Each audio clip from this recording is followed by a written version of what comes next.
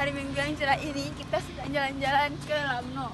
Ini ada di tepatnya nggak tahu ya. Ini kita tadi mau menuju ke kayak tempat wisata air terjun gitu, tapi jalannya masih sangat jauh dan di sana itu jalannya masih jelek, belum diaspal. Kita 4 mobil ya Bu Iren. Ya, udaranya masih segar sekali ya. Nah kita lihat Ada vlogger Indonesia, vlogger jalannya wannabe. Nah teman-teman, di Aceh itu banyak sekali tempat wisata yang masih masih asli seperti ini, udaranya masih segar, tidak ada polusi udara.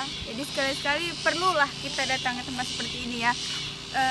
Selama seminggu kita menikmati asap di perkotaan.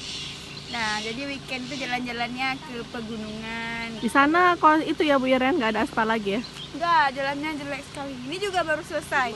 Saya pernah kesini tahun 2012, itu jalannya lebih jelek lagi. Nah itu gunung, gunung apa itu? Pokoknya gunung lah. Iya. Tapi biasanya di ujung jalan yang jelek itu ada sesuatu yang sangat amazing ya. Ya. Berarti ini di Aceh Kapan-kapan Jaya ya? nanti kalau jalannya udah cantik kita lanjut ke air terjunnya, oke? Nah teman-teman, ikutin terus liputan kita di channel YouTube Jute TJUTI ya.